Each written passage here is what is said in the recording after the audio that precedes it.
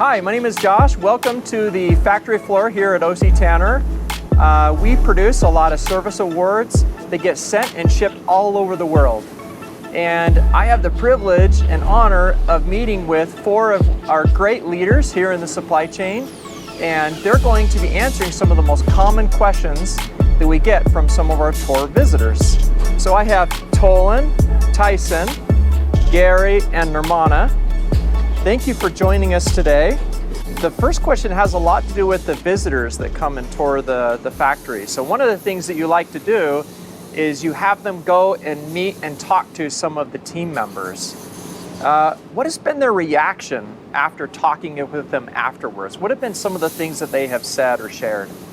I do a lot of tours along with the rest of these folks, and I love to take visitors to a production cell and just kind of explain what they're doing and set them free and let them interact with the team members and invite them to not be shy, to just talk to the team members.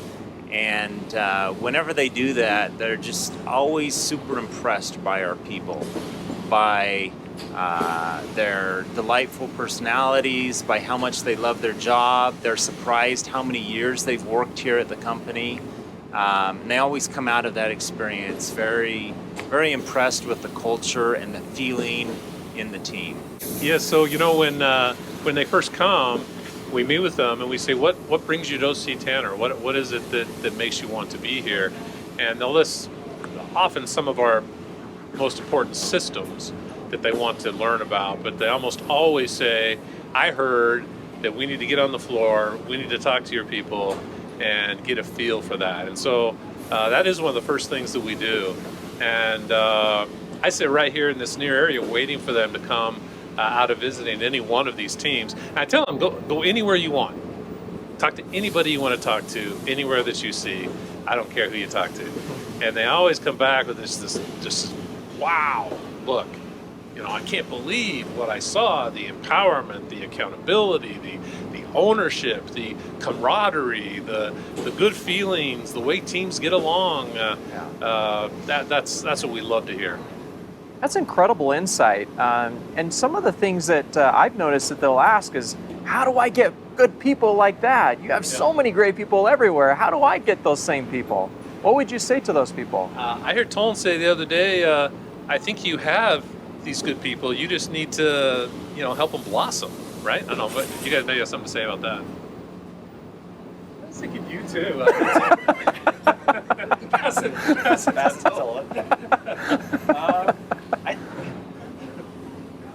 I can say something about it. There was a visit once when we had some people from a Russian oil company coming through the factory, and they had a terrible time following us around. They would always duck out and step into a team and start talking to operators because they were confused. They're like, I don't want to do the tour route. I want to see what's really going on.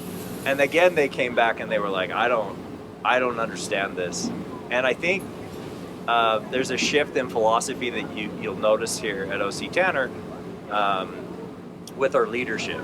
And it's less about we're going to make great team members, and it's more about how do I help the team member grow in the way they want to grow? Yeah. How do I unleash this potential that I see in others? And we're selective about our leaders. We look for leaders when they apply who have some connection to either training or development, and that they speak about their experience in a way about getting a reward from seeing others grow. And we prioritize that over results. That when we prioritize that, the idea is that the results come and they grow. And that's kind of what you see. You see people being able to be themselves. You see them being able to do an improvement that they want to do rather than one the leader thinks they should do. And I think that's what blows people away. So while you're on the topic of discussing leaders, talk about your frontline leadership. Why does the frontline leader matter so much when you have such great executive leaders? So I would say we definitely, as we hire people at all levels, we look for smart, people who are nice and people who have high energy.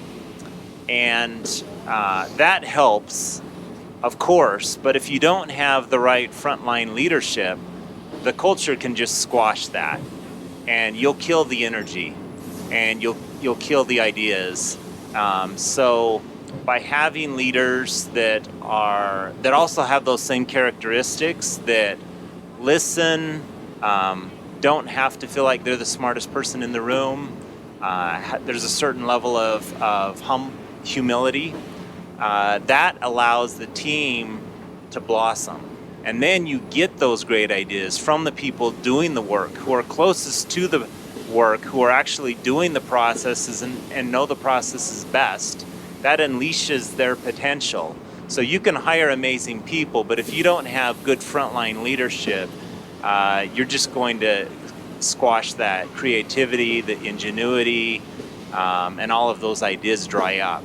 Yeah. And then, so we tell companies that come in, you probably have these people, but you may not be seeing their full potential because of your leadership. As Tolan was mentioning the things that we're looking for in people, when he said nice, I was thinking humble. I was thinking people who are humble. When he was saying energy, I was thinking passionate. You know, people who just like have this drive. I want to do something awesome. I think that matters. I think it's also important as we are doing hiring process that we look for people who might be different than what we are. That makes a really important distinction between people that we have and challenges that might be coming from hiring those that are a little bit different than us. And to Gary's point, I have a recent hire in the second shift, and he has brought so much energy to the teams. Teams have blossomed. He's one of the highest recognized people out of our group leader group, and people just enjoy working with him. He, in a very short period of time, he unleashed so much potential. There is 2 people who he is helping go into different positions, develop themselves into working in different areas, and team just loves him. So many praises. You know, Josh, you mentioned when you have great executive leaders, why is the frontline leader so important? And I think the most important people here are our team members. They're the ones who produce the value. They're the ones who create the awards that help people feel recognized and grow. And the most important leader here are the formal leaders, are the frontline leaders. They're the ones that are most connected to that growth. And good executives understand that. They lead with that in mind, and they understand their core role and responsibility is to support those leaders in maintaining close connection with their team members and help them grow. Can I jump back into that too? Yeah. So absolutely. I think also that it's not just the executives who understand that, but engineers, systems people, everyone who's in a support role. We need to realize that the whole reason I'm here is to help these guys be successful. You know, whatever I can do to lighten their load, to smooth the path for them, that's what I ought to be doing. And any executive or engineer or all these certified smart people, if they're thinking, man, the company's so lucky to have me because I'm so good, that's a mistake, that's an error. And they need to instead think, you know, how can I make life better for everybody else? That's my job. I don't have a job if they're not out here producing, making product all day. Yeah. Let's dig a little bit deeper into the thought of your people.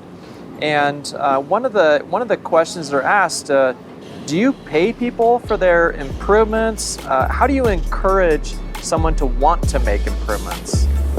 So if you want to hear more about how improvement starts with the leaders, definitely join us next time on part 2 of this video. And if you subscribe, you'll automatically get the next video in this series. It is going to be really good. Till next time.